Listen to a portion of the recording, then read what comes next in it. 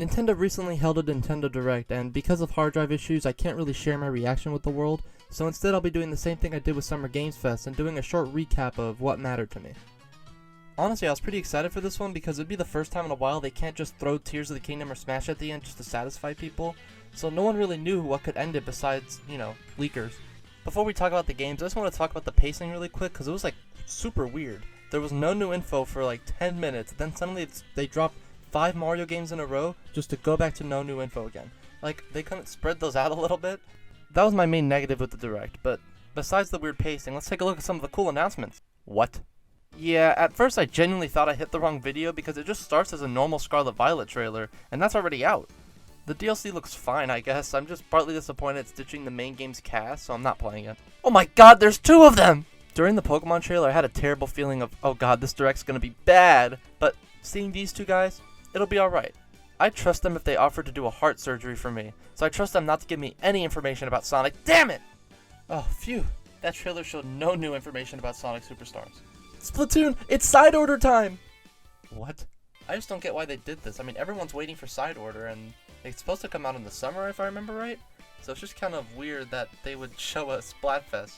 Also, why is it vanilla, strawberry, and mint chip? I mean, I love mint chocolate chip ice cream, but that's not part of the trio. More Pokemon? Come on, we just got Scarlet and oh my god, it's a good Pokemon game! Now this is the Pokemon game I've been waiting for. I love the first game, I love the movie, I just have one problem. This one looks really bad. It looks exactly like the 3DS game, if not worse. And the story has to kind of struggle to have a reason for Pikachu to talk again. And not only that, you can tell this game restarted development since its announcement because of the Gen 8 Pokemon there. So, I'm cautiously excited. You need to pick up the pace a little. Wow, that was shown lightning fast. Let's take a slower look at these. I don't care, not enough information, why? Oh, I see why they did it so fast. Now, I'm gonna be honest, I used to be a hardcore Smash fan, I know, point and laugh, but that really tired me out of the conversation surrounding this game, because it got so annoyed with Geno fans. This is a really cool remake though with a lot of effort put into it that I might get eventually.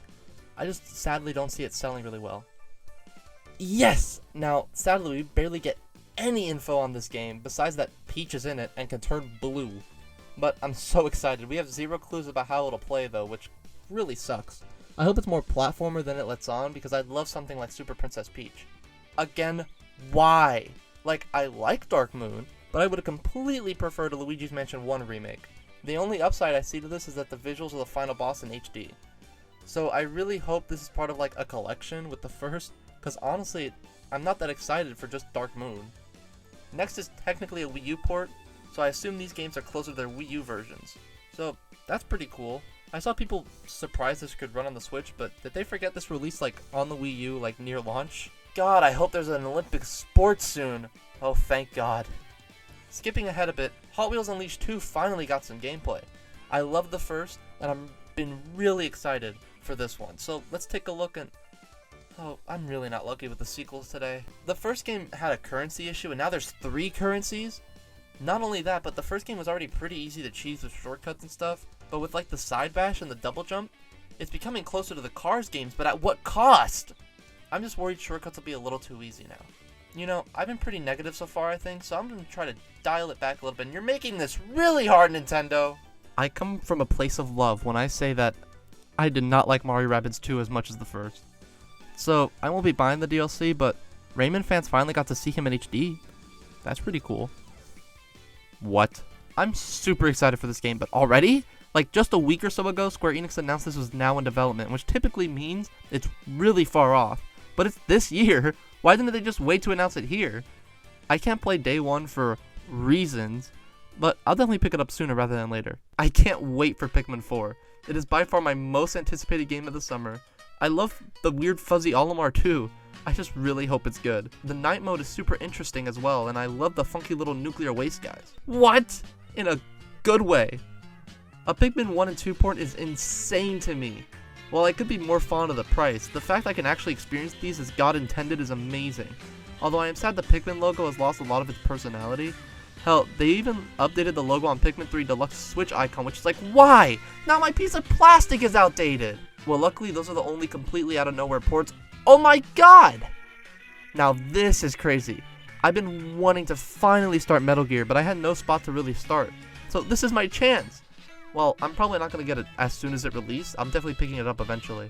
Penny's Big Breakaway looks fun, but after A Hat in Time really disappointed me, I'm a little cautious with these kind of games. Wiggler? Okay, so this might be the second most excited I was during the Direct. Not only is PD Piranha back, but Wiggler? I'm one of the 2 people who liked Wiggler in 7, and the other person died in the middle of that sentence, so I'm very happy Wiggler got in. And he still gets mad when he gets hit, and I love that. But nothing can beat the man, the myth, that I can't believe this didn't happen sooner, Kamek. I would have loved if he used the stupid from the sports games, but other than that, he's perfect. For those who don't know, he was meant to be in Mario Kart 64, and then in Mario Kart 8, and he was cut from both of them. So he's been this sort of lost character in Mario Kart for ages now, so I'm happy he's finally playable. I'm perfectly happy with the rosters having more villains now that I'll take anyone. Even goddamn Diddy Kong! The next game I hated, not because it looks bad, but because Rhythm Heaven is dead. WarioWare Move It actually looks really high quality. I like the WarioWare games, so even if I don't get it day one, I'm excited to play it during the next lull in the Switch library. But, man, I really wanted a new Rhythm Heaven, and this kind of killed that hope. Looks fun, but I can't wait to see more of the multiplayer specifically. Their second to last announcement was some new Tears of the Kingdom amiibo. While Tears won me over, I'm still not really a Zelda fan, but I'm missing Ganondorf from my Smash collection, so I'll totally take an affordable re-release of him. And finally, what we were all waiting for. Nintendo Live Seattle. No, it's Mario. It's goddamn Mario. Yes! Ever since the movie came out, I've been craving to play a classic Mario adventure, but no game was really satisfying that itch. Like, I've played all these games before, some more than thrice. So I'm happy to finally have such a creative Mario game. In fact, if this is a new series game, I'd be happy with that. I mean, it's been so long since... It's beautiful! There's no new in the title! It's a perfect mix of the 2D art and the current 3D renders they use, and I love it. It takes a minute to get used to, but exposure therapy worked. And I love the animation too, and Daisy is playable, and the new Yoshi design, and look at Toad! Am I on drugs? Oh well, now I'm sure I am. Unique level designs, enemies, not a hint of new in sight. Besides the fact that it's a new game, but it's not a new it's a new game, but it's not a new Super Mario. While I enjoy the new games, with how fast they pumped them out at the end, I got over them so quickly, especially when I got New Super Mario Bros. U and 2 on the same Christmas. I look back on them fondly, and its deluxe version is a fun enough game. It's just not as charming as I want a Mario game to be. But this? It looks amazing! I need this game in my hands right now. Please have Blue Toad in it. He's on the box, please make him playable. And that was it for the Nintendo Direct. Overall, I mean, it had a lot of good announcements. It was just the pacing was a little weird, so it felt like there was a lot of lull between the big announcements. Like, they really could have spread out the Mario games a little bit. There were some games that looked really good, some of them I'm a little worried about, but I can't wait for Detective Pikachu 2 and Mario Wonder. It's gonna be so good, so good. It's gonna be a great fall. But my poor wallet.